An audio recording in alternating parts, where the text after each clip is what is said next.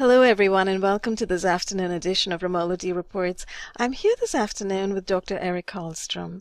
Dr. Karlstrom is a professor emeritus of physical geography and environmental geography from California State University. He's also had a lot of teaching experience in various other universities all around the U.S. And as a retired professor, he has been building websites and collecting information and doing research on various other subjects, some of which we've been talking about on this podcast on occasion.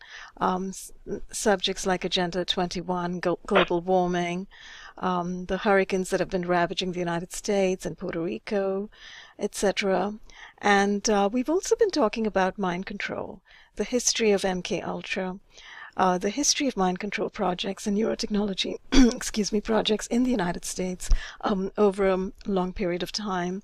And that really is going to be the basis of our conversation this afternoon, where we kind of look back across the last century and try to find out when and how exactly mind control began to become a thing among the intelligence agencies, and how it became a subject of great interest to military and intelligence researchers, and the trajectory that it's taken across the years, right from the 20s onward, right up now, through the 70s, through the 50s to 70s with MK Ultra, through the 40s with Project Paperclip, and so on, and bringing us to the present day when a lot of it went underground and is currently surfacing in the reports of very many people who are reporting being victimized by mind control and neurotechnology and directed energy weapon technology. So Dr. Karlstrom is going to be on audio this afternoon because we've been having some issues with video.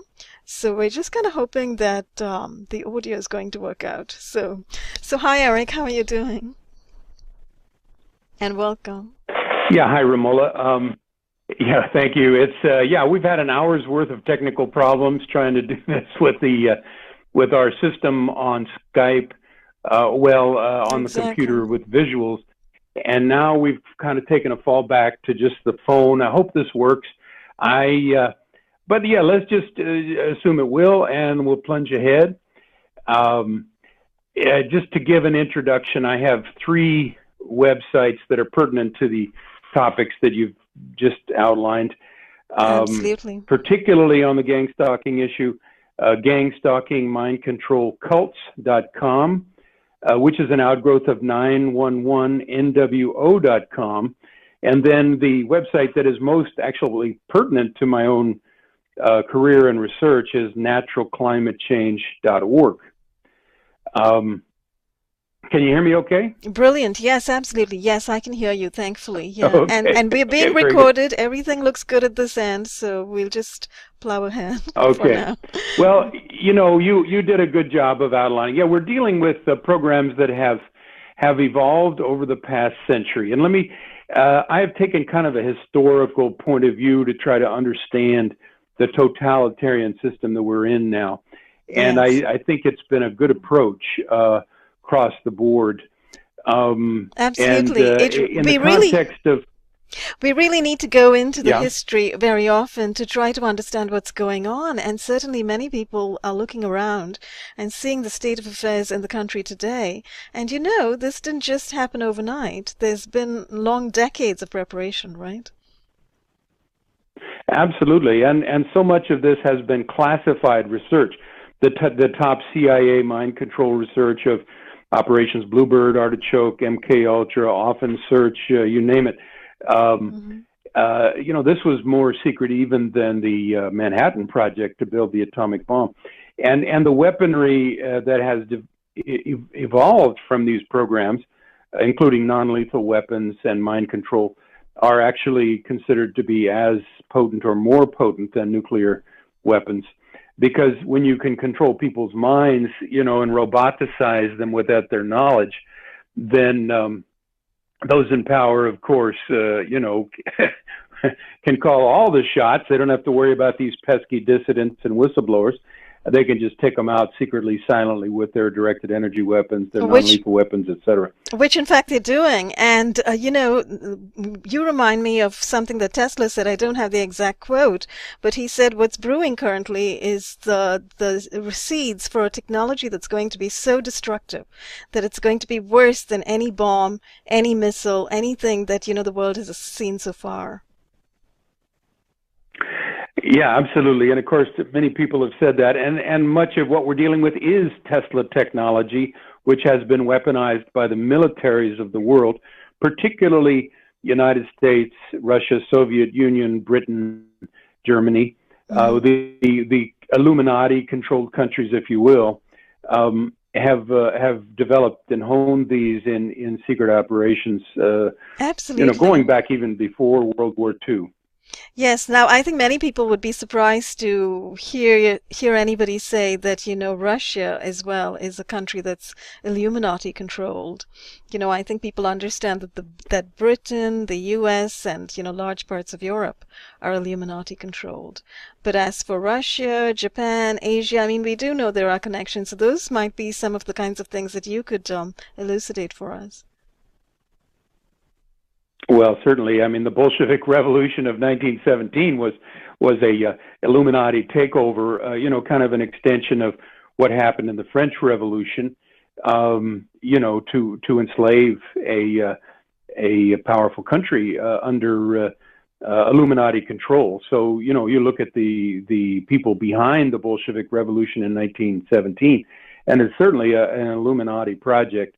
It's really a little bit out of our ken. But what I'll say is, if we want to look at three kind of loci or, points of development for the weaponization of psychology, psychiatry, mind control, we can look at the Tavistock Institute of Human Relations, which came about based on Rockefeller funding right after World War I, where the psychological warfare division of the British Army, headed by John Rawlings Rees, founded this institute for brainwashing and subduing domestic populations. So they took some of the top psychiatrists of the world, like Sigmund Freud.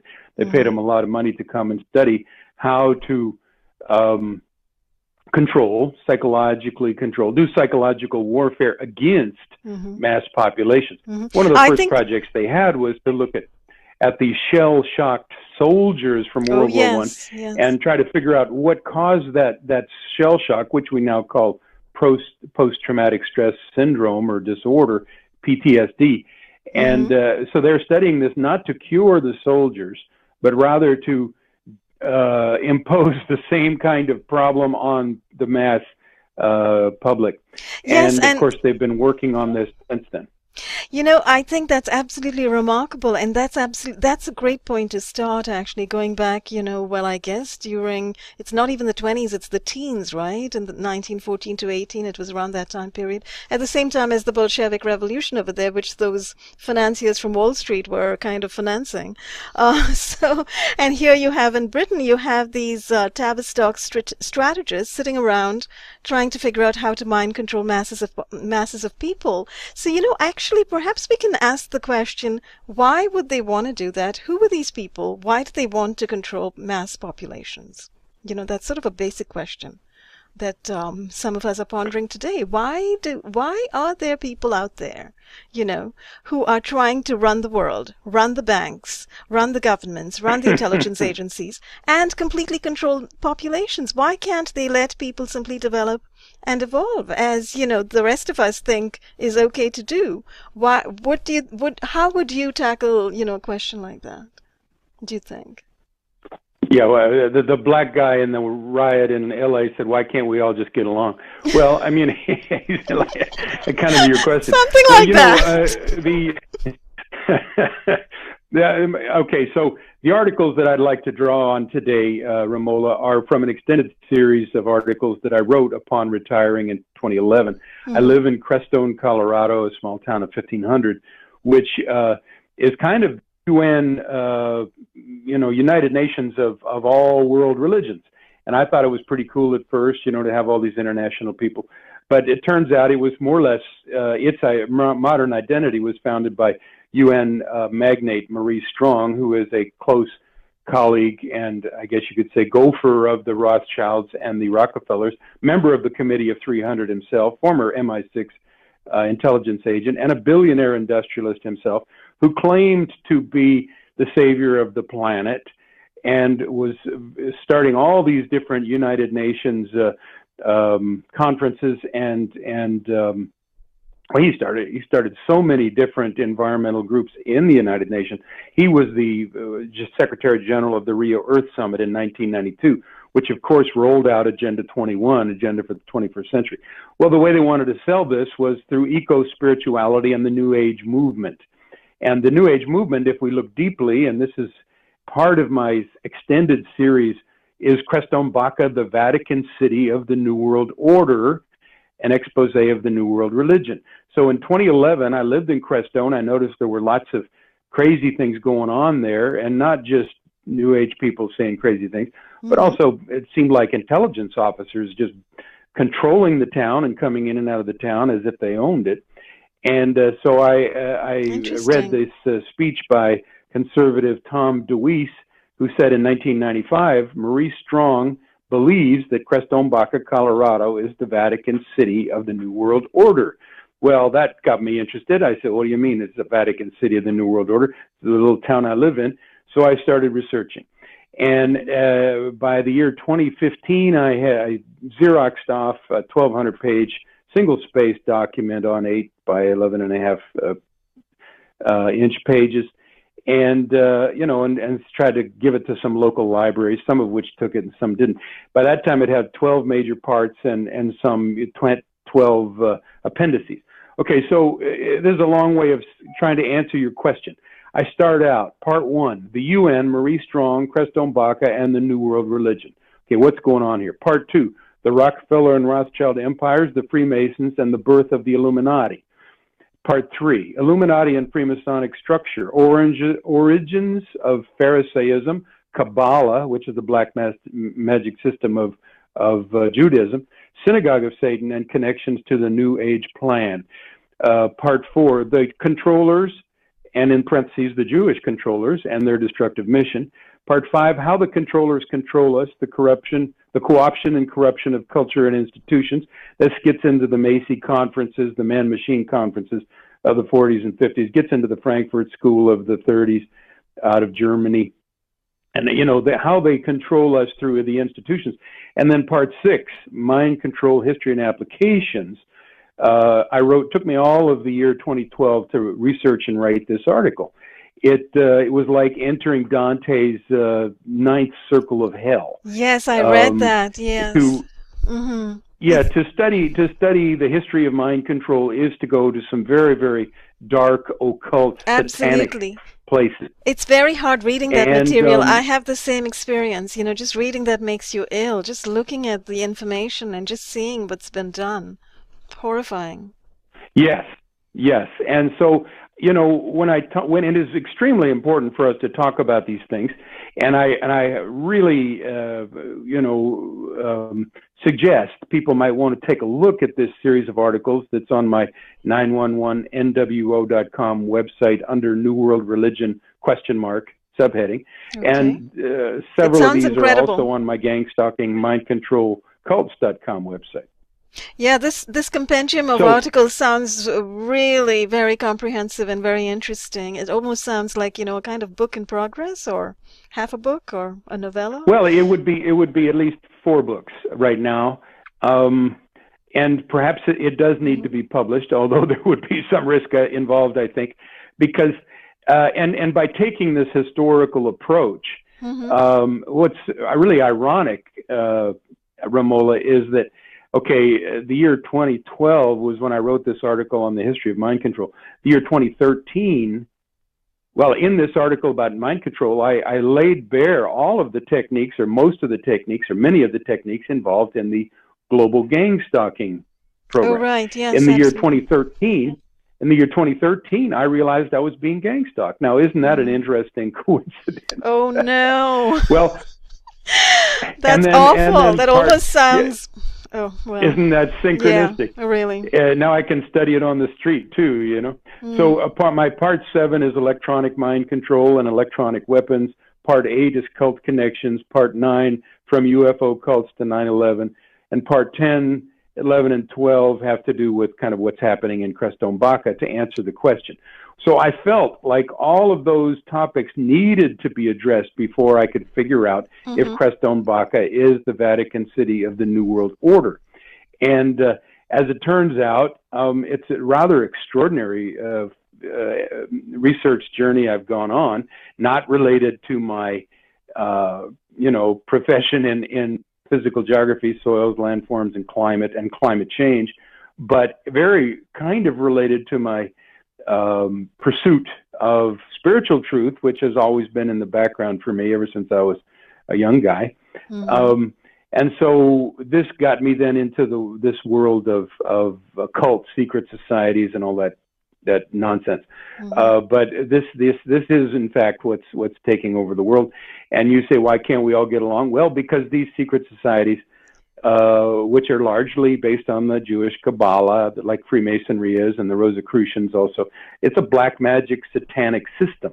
And these are black magic systems. They want to take over the world. They don't look at most human beings with any respect. They look at us as goyim or beasts or cattle. The CIA has adopted that attitude, and as Douglas Valentine says in his book, The CIA as Organized Crime, how illegal operations corrupt America and the world. He says the CIA looks at everybody as cannon fodder or as lab rats. Well, now many of us are actually being used as lab rats, as they were throughout the MK Ultra experiment, and as the Nazis did during World War II. Joseph Mengele, for instance, he didn't start his mind control experiments after coming to the Americas through the rat lines in the Vatican and the Operation Paperclip. He started in Dachau during World War II, experimenting on prisoners and doing, just totally. He's also known as the Angel of Auschwitz, And so he one of the most evil men perhaps in the history of the world, if you look at, his track record. And interestingly enough, he was one of the people who was rescued and brought over here, by the United States government and given his own lab and given money and given work over here so that he could continue his mind control experiments. Yeah, and again, you have to look at this international elite that is behind these nation states, which includes the Rothschilds and the Rockefellers, who are doing the funding. So yes, he would have been trained at the Frankfurt School and the Kaiser Wilhelm Institute for Heredity, Genetics, and Anthropology, or something like that. And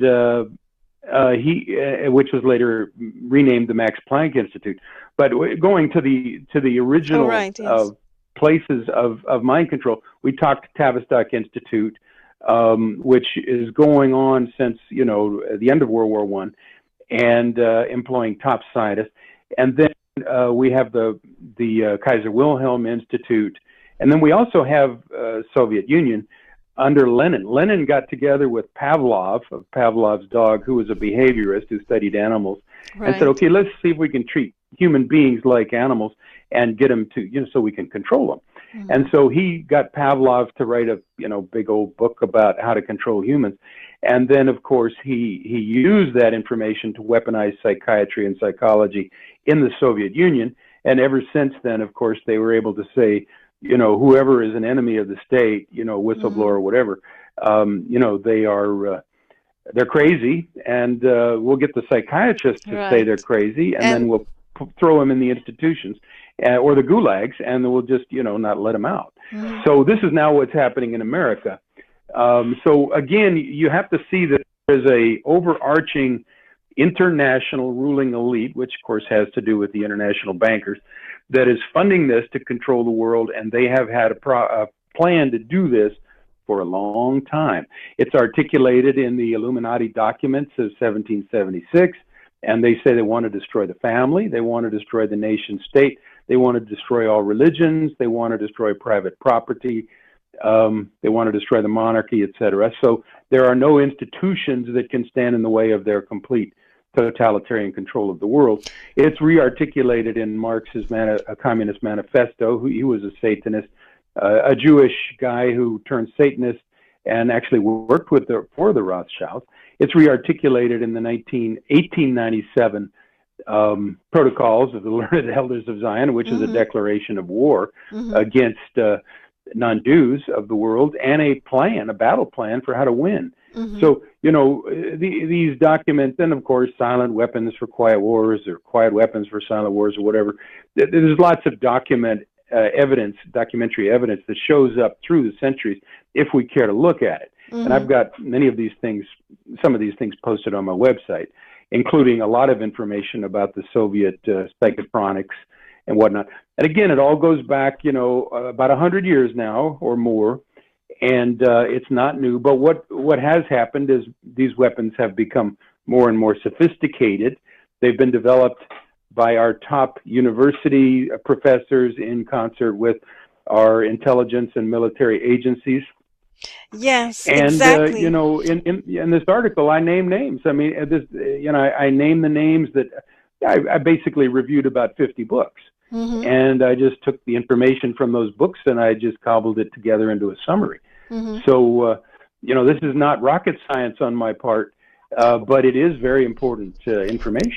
Absolutely. And I think what you've just done is actually given all of us an insight into how you have all of these people, you know, these international financiers from different periods of time, you know, going back to the 18th century, literally, if you look at the Rothschild family and so forth, working literally over the centuries to consolidate their wealth, their power, and then coming into the 20th century, using these already established, of course, secret societies and cults to kind of push their agenda forward.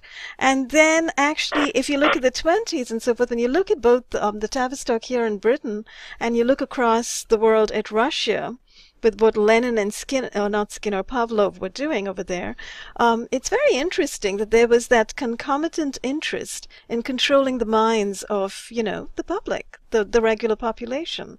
And that's something that you know, when you go back and you look at it, it's extraordinary to just look at it, just to see that there's been such an obsession with controlling the minds of men and women and controlling society, you know, breaking the family and so forth. As you say, when you look at the documents and you see these strictures actually laid out. You mentioned something that I actually had not known, that Marx was a Satanist. That's really interesting. I don't know how many people know that. Oh, very much so. Yeah, there's writings to indicate that. You know, he would dabble in poetry and whatnot, and he would. You know, he's a darling of the left, you know, right? Spill the beans. He's a darling of the left, the socialist, liberal, progressive left, which, you know, I thought I was part of at one point in time.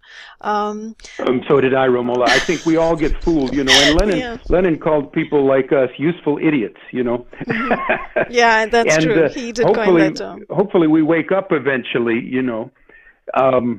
But yes, but Marx had us all fooled, you see. Figure and academic. Yeah, Marx had us all fooled because Marx had us all fooled really well because, you know, he was all about the public good, so to speak, you know, socialism and, you know, doing things for everybody, etc. But there was a crossover line there, right, between socialism, communism, entering into fascism. Yeah, you know, if we look at the Red Terror, during World War, right after the Bolshevik Revolution, which killed something like 500,000 to 1.5 million Russian citizens in the first year of the new communist regime. You know, some researchers like Eustace Mullins say that it was funded by the Harriman family out of New York City. So what we see is these top financiers are funding all different economic, political aspects, including the Nazis, interestingly enough. If we look deep, we can find that fascism, communism are both totalitarian systems funded by these same Wall Street and City of London capitalists, ultimately. And they're ways, you know, for social control. And of course, the strongest social control of all can be now wielded with these non-lethal weapons, these mind control weapons. Oh, yes. But let me just give you a quote. You know, as we move through the decades here, one of the pivotal scientists who wound up working with the CIA under MK Ultra was Dr. Jose Delgado, and yes. he's the guy who developed the stimoceiver implant that you could put in animals and humans' brains, and then it's called electrical stimulation of the brain. And he did a dramatic experiment, you know, in a bull ring, supposedly in Spain, where, you know, there was a bull who was wired up, and he was sitting there holding his little gizmo and his buttons, and the bull supposedly came forward, and all of a sudden he was able to stop the bull in his tracks electronically. Absolutely. He was the matador. This would have been a long time ago. Mm-hmm. Yes, he was the matador, so anyway, wasn't here's he? what he said. Yeah, well, I don't know if he really was or whether that was just a PR stunt. But anyway, that was the demonstration. At a 1974 congressional hearing, Delgado stated, "The individual may think that the most important reality is his own existence. But this is only his personal point of view. This lacks historical perspective. Man does not have the right to develop his own mind. This kind of liberal orientation has great appeal. We must electronically control the brain. Someday, armies and generals will be controlled by electric stimulation of the brain." Okay, he said this in 1974, and according to the Kay Griggs interviews, which I've recently transcribed on my website, her 1998 website, even then in 1998, the top military people in the Army and other services were indeed mind control. They're also perverts. They're also sexual deviants. And they form kind of a little brotherhood of people in the know. But the bottom line is his prediction came through within about 25 years, certainly. And then he says, these weapons, he admits, these weapons are more dangerous than atomic destruction. With knowledge of the brain, we may transform, we may shape, direct, roboticize man. I think the great danger of the future is that we will have roboticized human beings who are not aware that they have been roboticized. Okay, that statement's in the Congressional Record, February 24, 1974. So you get these statements, you know, all through, well, the last 100 years. Absolutely. And that's a particularly telling one, and prescient and predictive. I'm reminded of the, you know, Search for the Manchurian Candidate by John Marks, where I think in the preface, either that book or Operation Mind Control, Walter Bowart, I'm forgetting which, but there's a preface by somebody else, another writer, who said one of the prevailing obsessions of the CIA was not just mind control, but mind control such that the person being controlled had no idea that it was not his or her thoughts, you know, that were being put into his or her mind, brain, yeah. Since you bring up John Marks, you know, maybe we should go there in terms of the history here. Because, these Nazi psychiatrists, you know, like Joseph Mengele, who was really, you know, a monster, thousands of them, according to Kay Griggs, maybe 200,000, and others say, you know, 1,600. So that's a big difference. But thousands of these quote-unquote mind scientists and also rocket scientists like Wernher von Braun were smuggled into the Americas. Yes, and see, that's another huge issue, and I think that merits, you know, a pause right there. That thousands of scientists who were focused on the brain and on mind control, you know, different aspects of mind control, were actually smuggled in on Project Paperclip and were given, you know, lavish help, really. They were given financial help. They were given whatever they wanted in order to conduct and continue their research. Well, you have to also understand that Mengele himself, like many of these others, was an occultist of the highest order.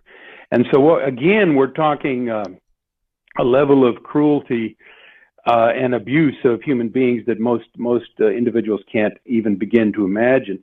And that's why I say it was such a dark year for me to research these topics.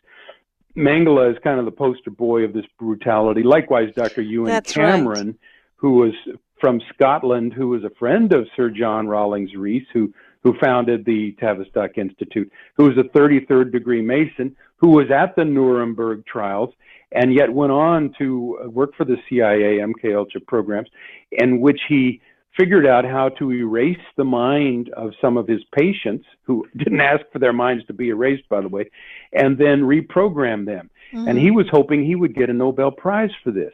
He was head of the World Psychiatric Association, the U.S., the American Psychiatric Association, the Canadian Psychiatric Association.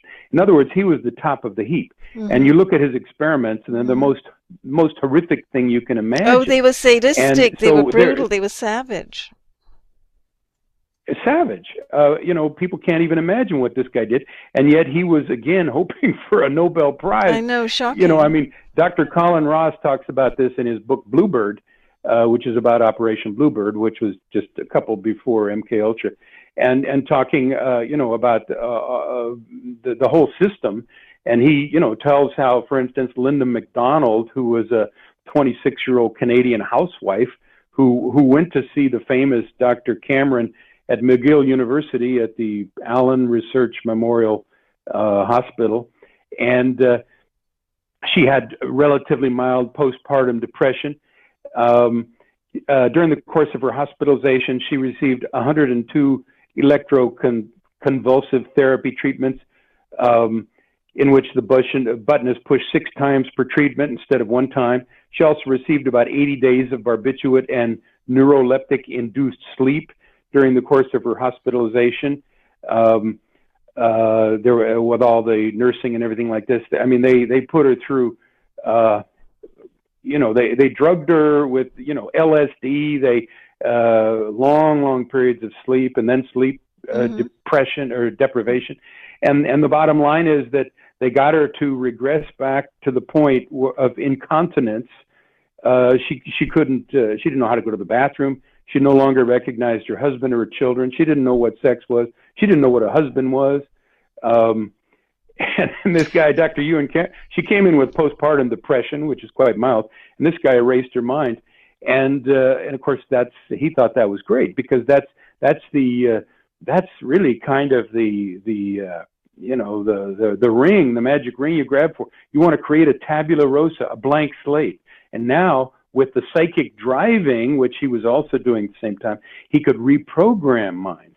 So this is what they wanted to do to the public. That's they want exactly to create a blank slate. Yeah. They want to reprogram the mind so that now the individual will do your will against their own self-interest and even against their own sense of self-preservation. And this, of course, is the Manchurian Candidate, the assassin who can be triggered from one subalter personality to another. Well, the subalter personalities are created by trauma-based mind control, which is often identical with satanic ritual abuse.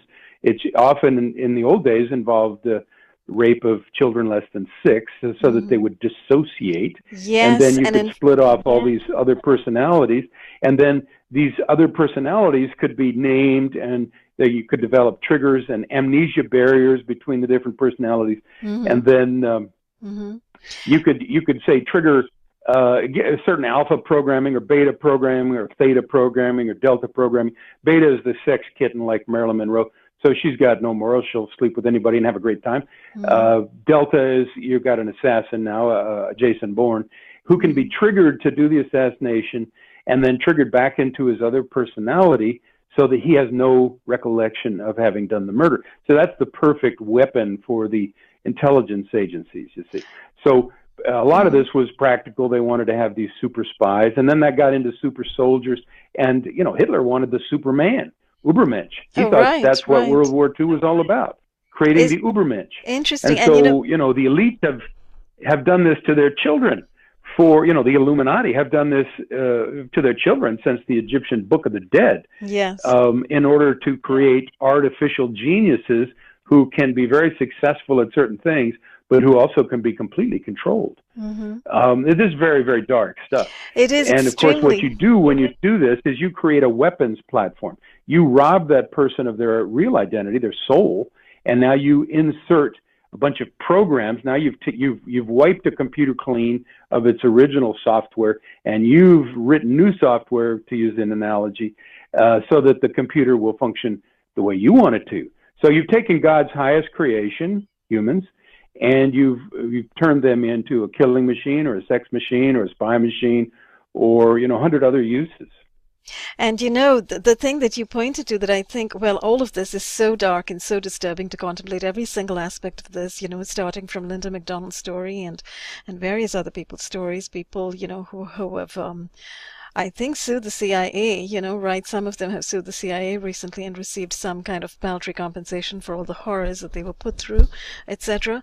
And one of the things that I think that's especially dark and disturbing, and that's very important for all of us to sort of keep before us, to understand what the CIA has historically been, what these intelligence agencies have historically been, and what they still are. I would contend, based on what we know today, is the fact that they took children, starting from Mengele's time, right through the Nazi camps.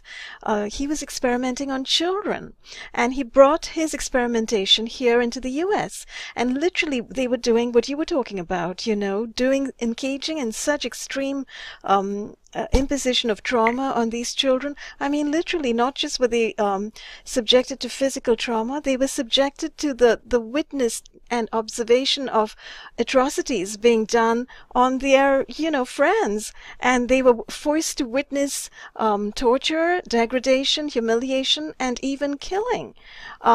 In order to completely break their minds, to splinter and fragment their minds into those alters, create those front alters, the front personality to present a face to the world, and then all the other alters that could be programmed with these trigger words and trigger language and so forth. So it was all about the takeover of the human being, through the human mind, starting from the age of, childhood, going back, I don't know when exactly, and I don't know what ages they started, but that actually clicks right into the stories that come out of the Montauk Project and information that we are getting from, those whistleblowers, from Al Bielek and from Ted Gunderson as well, about the millions of children that apparently have been going missing every year, straight through from the 50s through the 70s in the U.S., a million or 1.4 million children.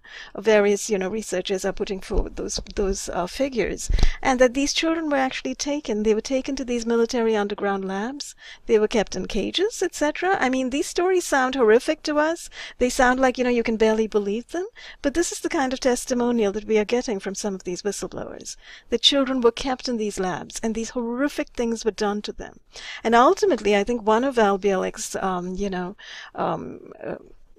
recovered memories really is that about 25,000 people were programmed through these means and then kind of set loose in society so that they became, the future journalists, the future computer scientists, the future engineers, the future intelligence agents. So they were kind of seeded throughout society, and who they really were these programmable and programmed people who could be triggered at any moment. Yeah, but I've heard different figures, Ramola. I've heard up to 10 million in America alone and 100 million globally. In other words, the products, the Monarch program. The Monarch Project, yes. Having to do with the Monarch butterfly is kind of the operational end of the MK Ultra experiments. And there are various experts that estimate 10 million. Now, and these people would be heavily represented in the entertainment field, in the sports field, in the political realm, of course. Mm-hmm. And they then, and of course, generals, just like and publishing. Delgado said, and publishing. Yeah. In other words, they make the perfect puppets. So, people in America right now can't believe the things that are going down. Well, gee, just think, if you have 10 million people like that you can control like marionettes, that was the German name for the programming instead of Monarch, the marionette program. Mm-hmm. If you can control individuals like marionettes and you get them into key positions, you can pull off a lot. And that's exactly, I think, what has happened. Mm-hmm. I think especially since 9/11, and of course I've got a lot of information about that on my 911nwo.com website, yeah, this is all kind of a global push for, again, to finally eradicate the nation states, to destroy them. And when you think about it, Ramola, the gang stalking program that we've been trying to understand and we've been studying, mm-hmm. and that's what kind of got us in touch, it accomplishes all those original Illuminati objectives, doesn't it? It destroys the nation state, because now you've got total divide and conquer. It destroys the families, divide and conquer. It destroys private property. It destroys the religion. neighborhoods, the community. It breaks up the community entirely. You know, people can't be themselves anymore. Right. Yeah, and it's like the old Soviet Union where you can't trust anybody. So we're going down that same road, and that's not a mistake, because communism, again, was a product of this Illuminati plan, and as the French Revolution. And I think America, unfortunately, right now is very, very closely poised to undergo a kind of a takedown, much like the Bolshevik Revolution. You have to remember that after the Bolshevik Revolution, when the communists, mostly Jewish, by the way, controlled that country, 66 million, at least 66 million Orthodox Christian whites were exterminated in the gulags, etc., according to Alexander Solzhenitsyn, who wrote the Gulag Archipelago. I've heard estimates up to 100 million. And that actually is a smaller figure than what happened in China. So I don't need to be racist on this. But what they wound up doing is devastating Russia over a 70-year period. And I think that the current plan is to do that to America. But right now we are still useful as the enforcement arm of the New World Order. We're conducting these wars for them in the Middle East, etc. But only some of us are considered useful, you see. Yeah, they do want to destroy from within, and only some of us are considered useful. And I think they've got this plan not just for America, but for the whole world. But certainly a lot of attention is being focused on America right now. I mean, look at the Georgia Guidestones, right? They actually have put that out there. They think 500 million is sort of, the best thing to be for the Earth, etc. They have these ideas that, the Earth can only support a certain number of people, etc. And they've also got the Daigle.com website, which I understand is connected to the intelligence agencies, and it's got various figures for an extraordinarily reduced population in every country. So they are looking forward to some kind of genocide, and they're already engaged in kind of a slow kill genocide currently. Obviously, with all of the many different assaults that we are facing, the chemtrails, fluoride in the water, all sorts of chemicals in our food supplements, etc. Everything has been taken over. Even the air that we breathe, because we are breathing stuff that's just being rained down on us from these aerosols.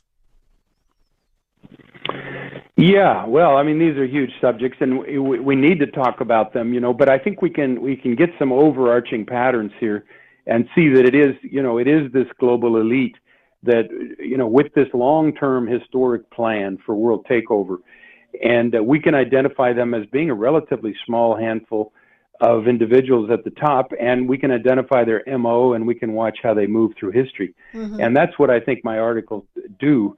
But let's go back to the Canadian contribution, quote unquote, of Ewan Cameron.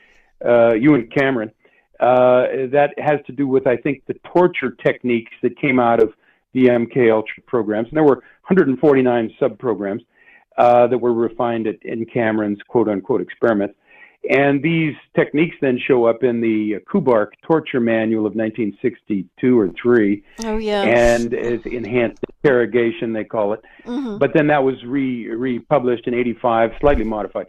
But these then have been used as torture in Vietnam, Southeast Asia, Central America, Iraq, at Abu Ghraib, Afghanistan, Guantanamo Bay. This is what they love to do. They love to torture, And I think that they have a dark god.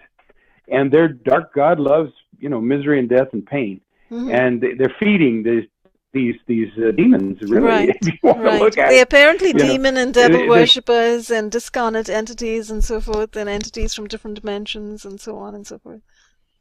Well, that's it. See, it gets very strange, but yeah, going back to say the beginning of the Rosicrucians with John Dee in the 1600s under the first Queen Elizabeth. Okay, he was a genius. He was an astrologer. He was a geographer. He was also the first 007. He used 007. He was a spy. Oh, right. The he first went spy. over to or at Prague, least the Italy, first and hung historic. out with Rabbi. Yeah, he was the model for Gandalf of the trilogy, the Hobbit trilogy, and Dumbledore, for Harry Potter, and all kinds of wizards. He was the original wizard. Anyway, he went over to Prague, Italy, or Prague, Czechoslovakia, in the middle of his career, and supposedly hung out with a guy named Rabbi Lowe, who taught him, how to create the golem, who was going to be this man-created creature that's going to destroy all the enemies of the Jews. Oh, And and also taught him the Kabbalah. So then old John D comes back to, Queen Elizabeth and says, okay, we can use black magic to make the British Empire the most powerful in the world. And so we're going to marry our interests with the Kabbalah. And, and over the next couple centuries, we developed this idea of British Israel. So it's like, the two forces have conjoined. Britain is very, very at the core of the CIA. CIA was trained, OSS, which is the precursor to the CIA, was completely trained by MI6 and MI5, and was doing the bidding of the Tavistock Institute well into the 60s, according to Philip Agee, who was an ex-CIA guy who wrote Inside the Company. So really what we have in America is British intelligence, and what we have with Agenda 21 is for the UN to become the prototype world government. And, well, who's going to benefit? Well, Britain, by virtue of its 52 former Commonwealth countries, who all are pledged to vote with Britain, they get 52 votes, at the General Assembly at the UN. So, basically the UN is controlled by British Israel, and it becomes very difficult to distinguish the two. Certainly of the two, the Jewish plan for world conquest goes way back to Solomon. And, and you can trace it through history, through their own writings, because after all, these are the people of the book.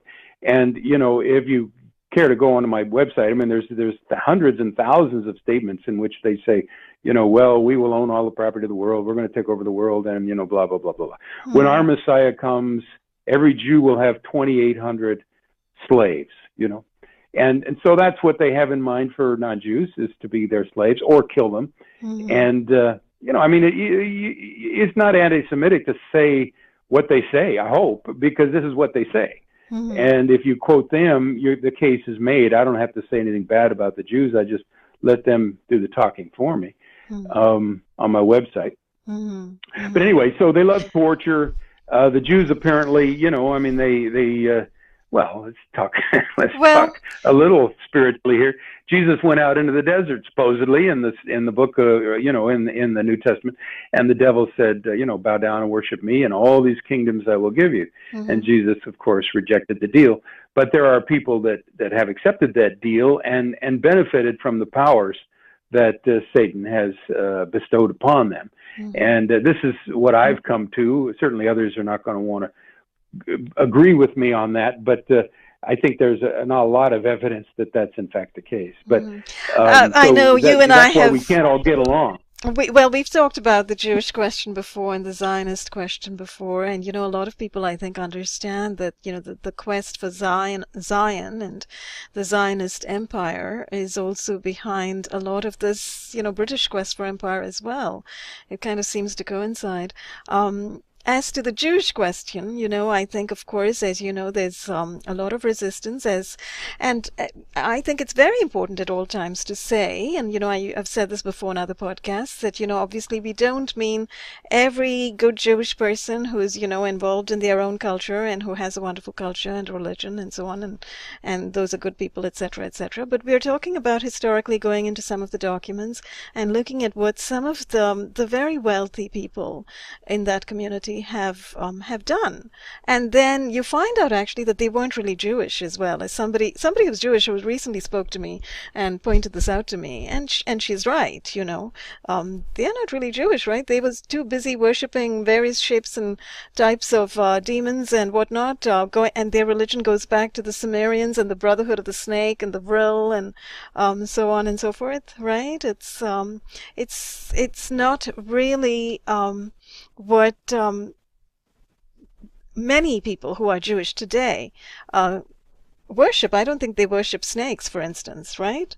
So there is a bit of a difference, I think.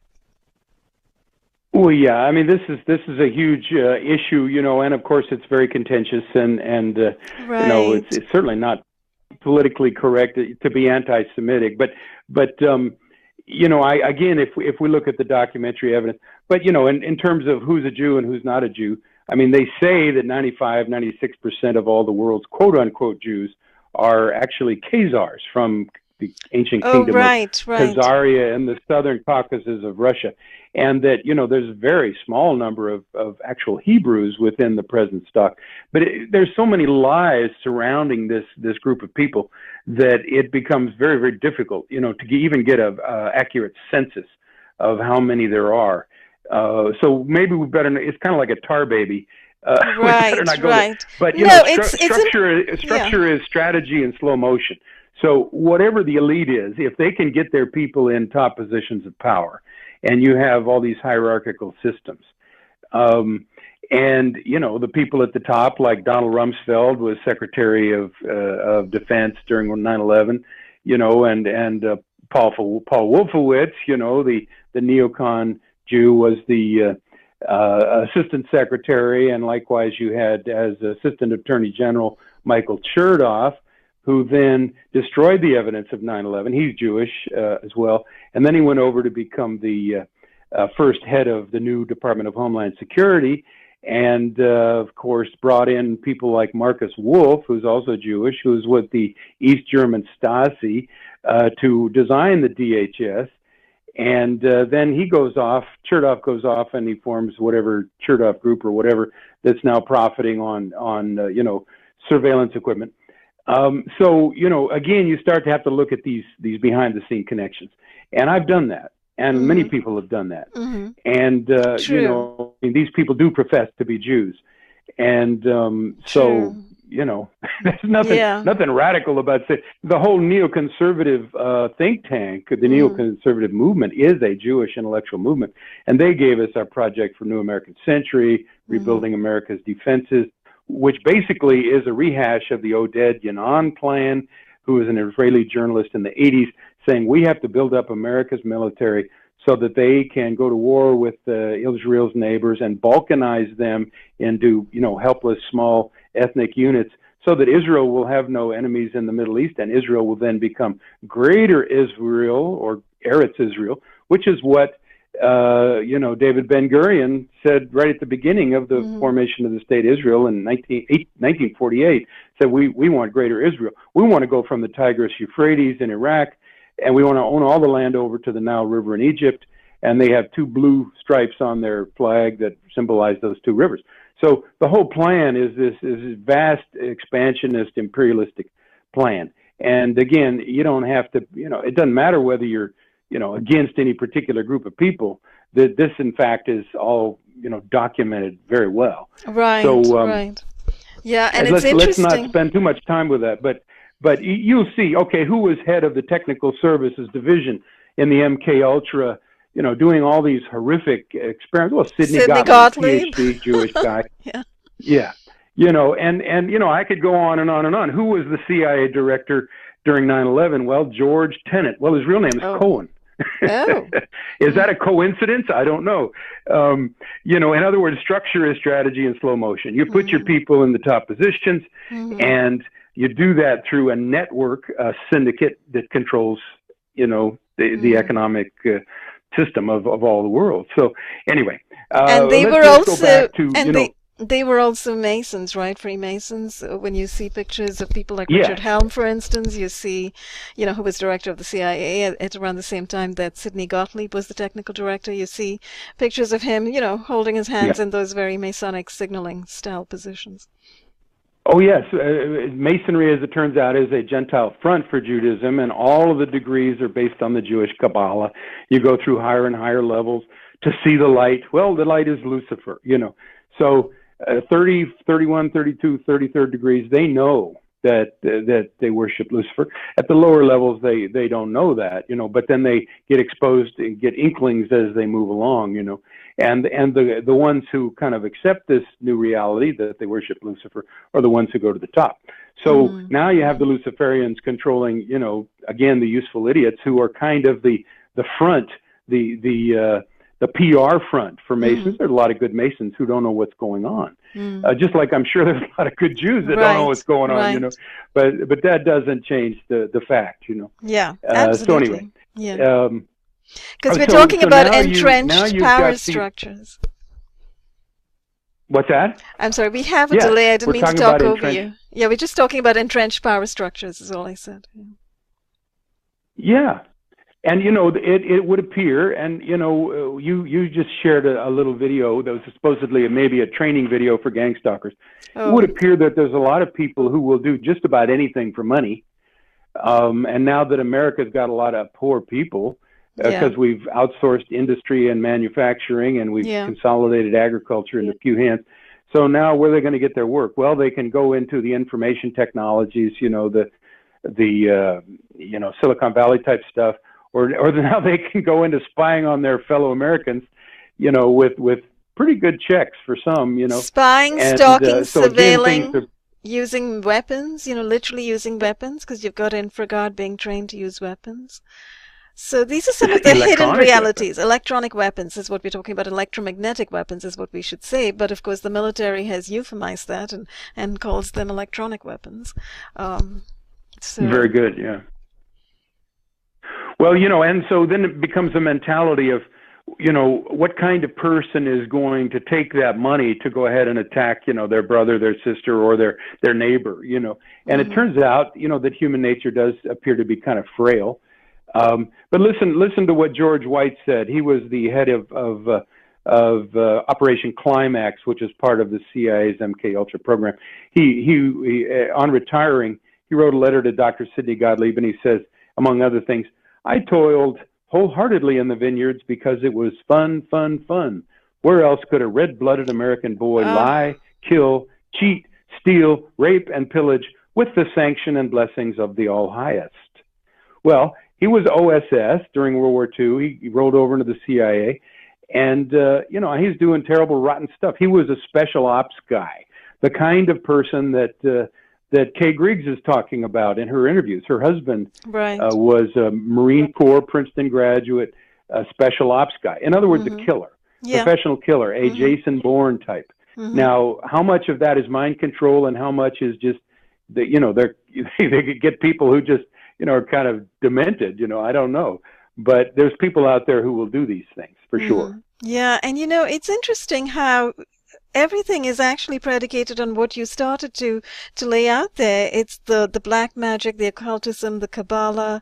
It's this interest in Satanism, death and destruction. That sort of underlies the whole enterprise, you know, right from the beginning. And so when you look at what the intelligence agencies are doing now, the amount of stuff that they're keeping hidden and that they're calling classified, that they're saying, you know, is national security and information about which could put Americans at risk. They mean them Americans, you know, those guys could put them at risk because, you know, people would be, as George Bush said, wanting to lynch them in the streets if they heard and found out exactly what they've been doing, right? So all this death, destruction, torture of children, etc., if people really knew about it, and if people understood what's been going on, and that this is at the underpinning of these, of the history of these intelligence agencies, what they've been doing, and what, you know, brings them to this moment in time, with so many people around the world, around the country and around the world, speaking up and saying weapons are being used in their bodies. You know, if people only understood that there's that real historical timeline, and there's a real satanic timeline, there's a Satanist timeline, there's a Luciferian timeline, trauma-based mind control timeline. You know, this, in other words, where we are today is very much a kind of endpoint of where we allowed these agencies to be, you know, 5-6 decades ago, and then they've been come up over this time period, over the decades to this point. You know, then it becomes a lot more understandable what's going on currently. Yeah, and I think we can look at the analogy of the Masons. Okay, who are the people that get, you know, kind of promoted up the ladder first? Well, those are the people who, you know, really go on along with the secret program. In other words, psychopaths. And so they move up to the top. And the ones who have no empathy whatsoever, right? Who can kind of close their consciences away and lock their sensitivity away and their awareness away and just do these awful things. Right.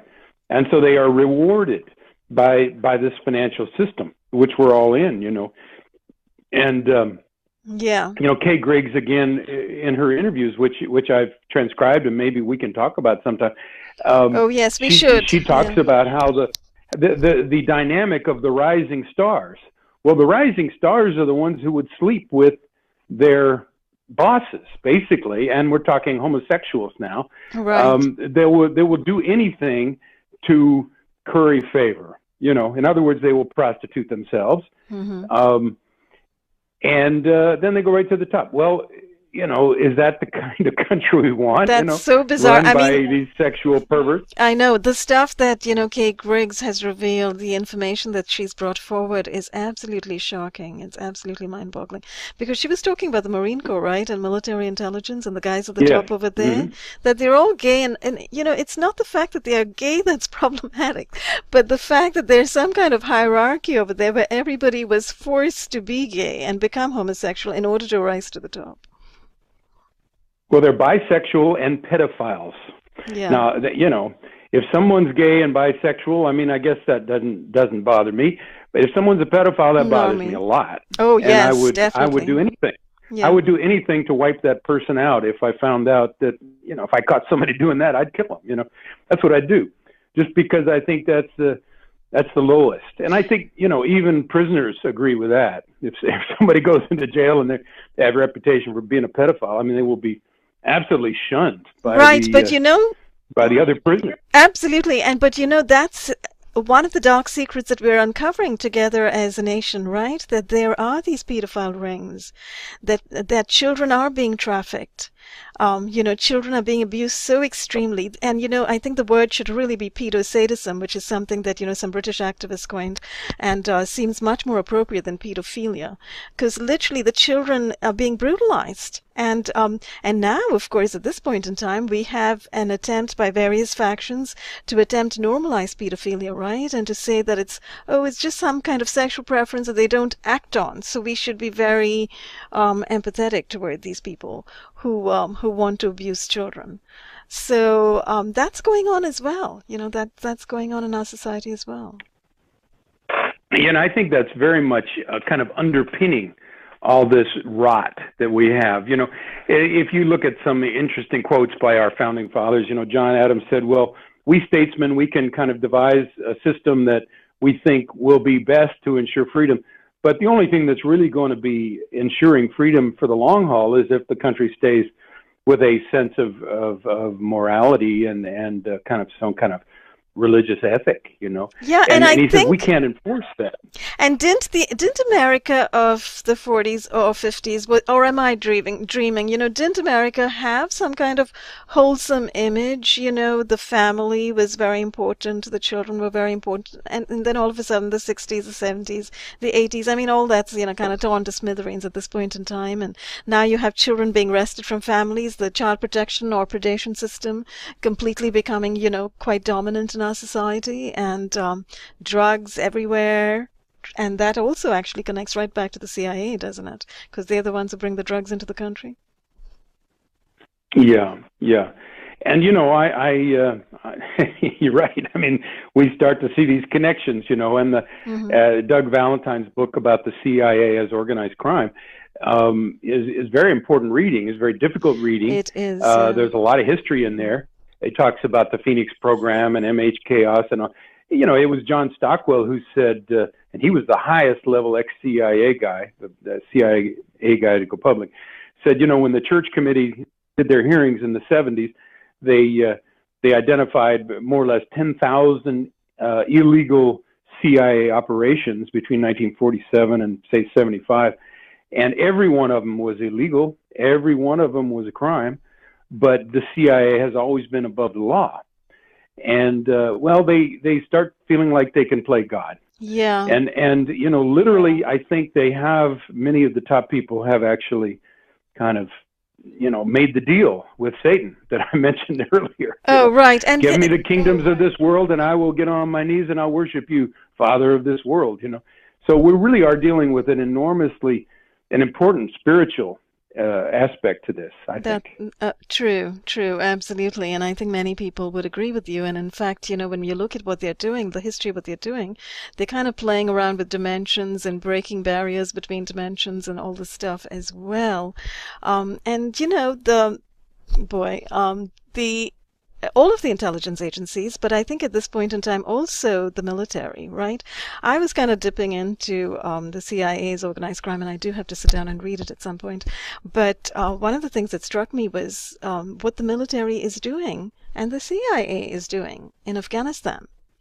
And particularly in Afghanistan and in Iraq, and how we've had so many news reports of these family parties being killed.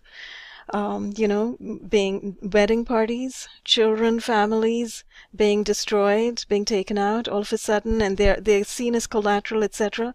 But what Doug Valentine is bringing forward is that they involve, those family parties usually involve somebody whom they call high value targets. And who they call these high value targets are people with property, because this is all part of the fleecing and asset stripping of Afghanistan in the works over here. They're really trying to take over the country and take over the property of people. So they're trying to take out the property owners. And the way they attack the most is when they're at home or with their families. And that's why you hear all these news reports of these bombs being dropped on these family parties being taken out, because they've figured out that Afghanistan is, and this is of course a whole different subject probably, but they've kind of figured out that Afghanistan is a very wealthy country, and they're kind of mapping and taking inventory of all of the mineral wealth of Afghanistan and so on and so forth. And they've been there now for what, 18 years?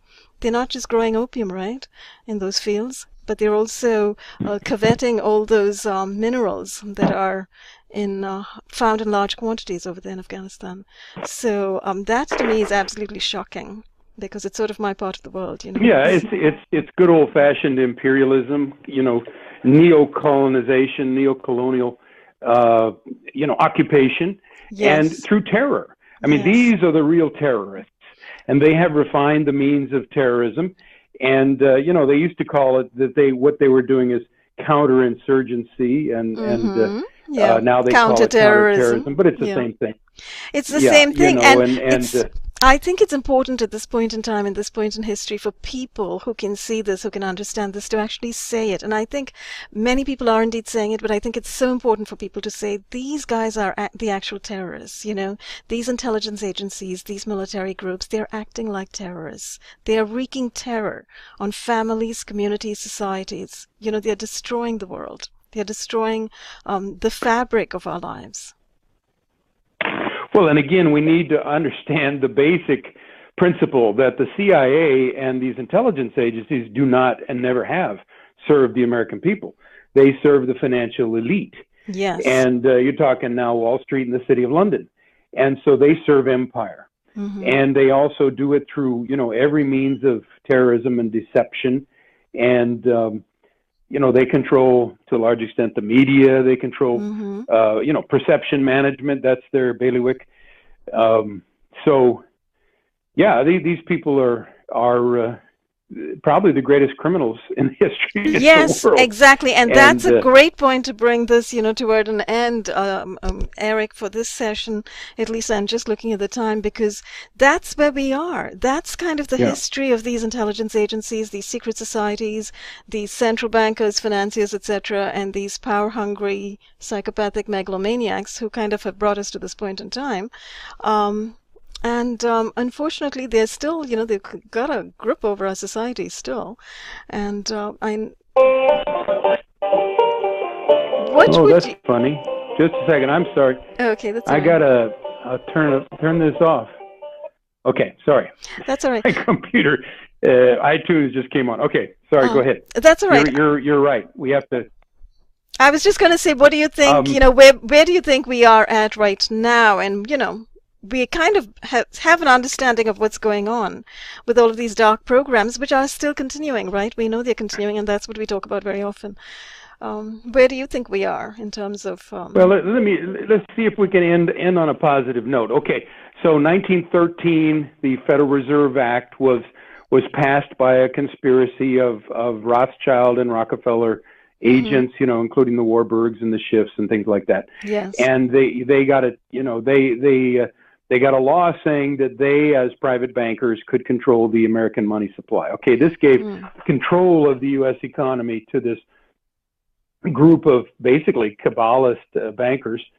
Right. And then 1947, along comes the National Security Act, which creates the CIA, and the National Security Administration, and gives these bankers their private army, which then over time, and actually didn't take them very long.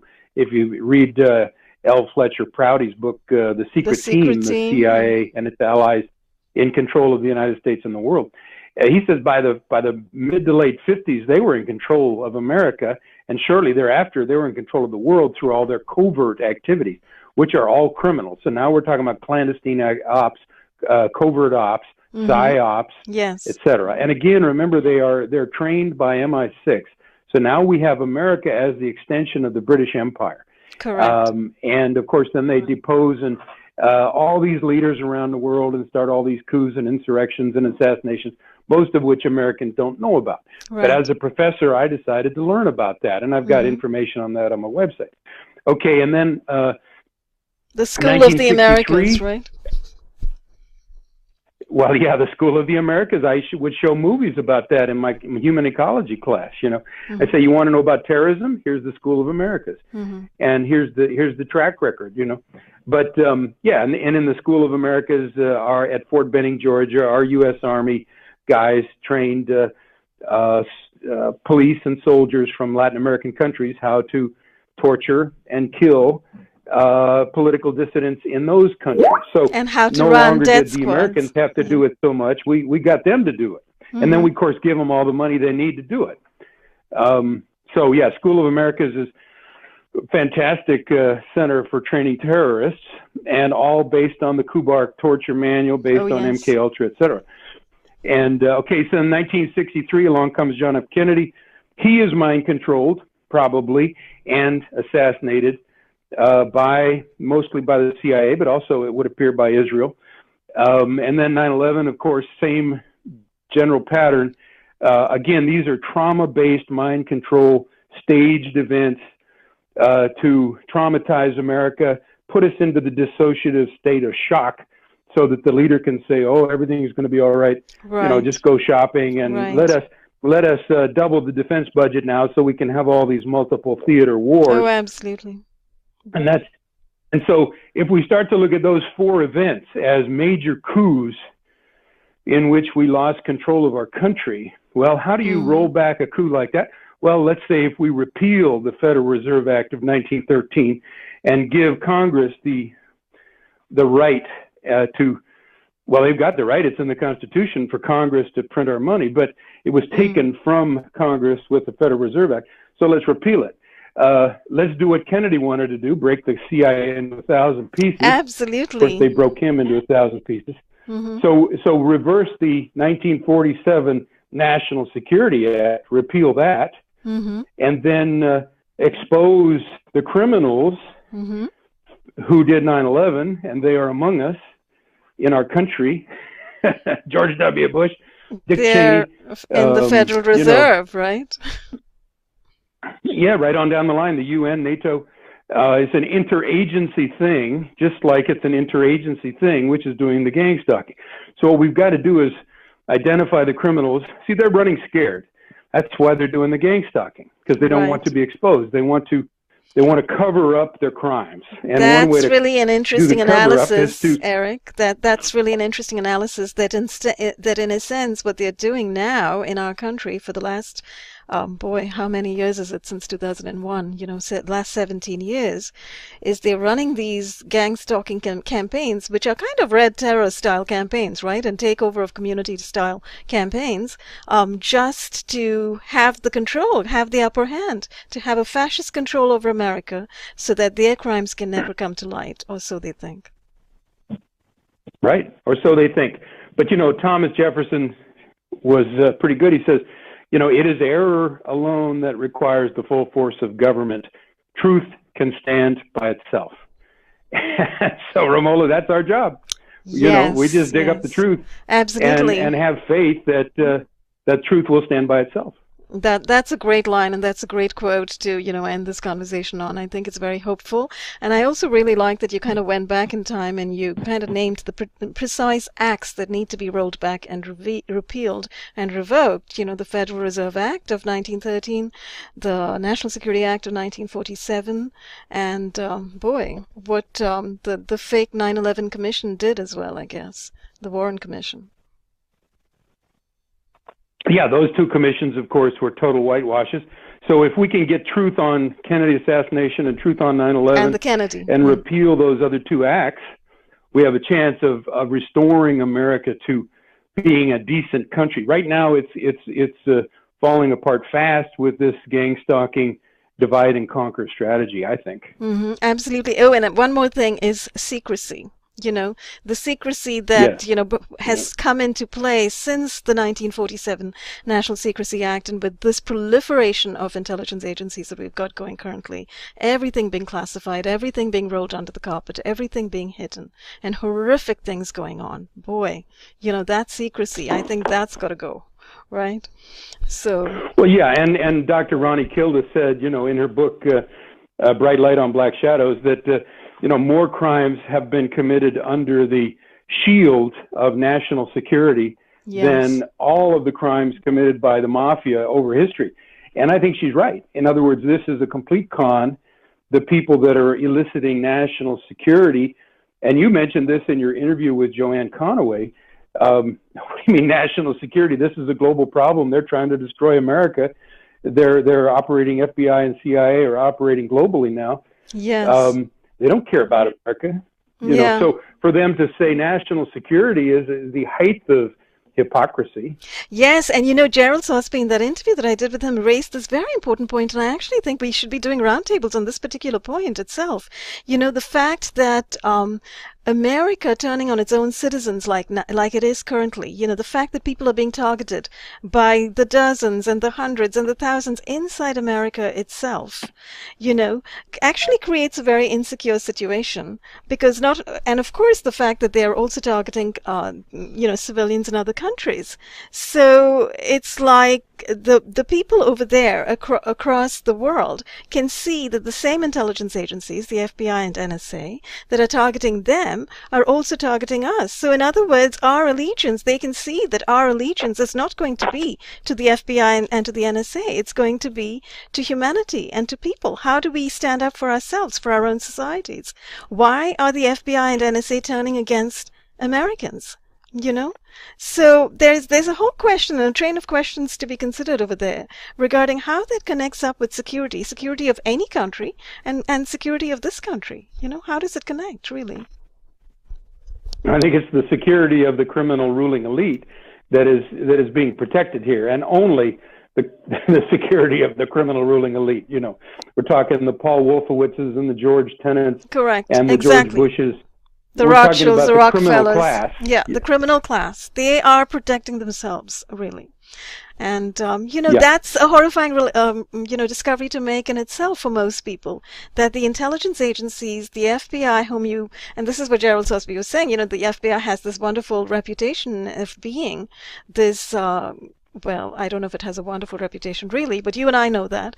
But, some people think, a lot of Americans have a sort of a traditional conception of the FBI as being very American and very, in the air corner, working for them. And in actuality, the FBI is going around defaming people like you and I, people who are speaking out, and people of integrity in communities, just to take down the community and to suppress and repress and have a hold over the community. So that kind of thing needs to, kind of get out there. People need to understand it. So I think over time that could happen. Yeah.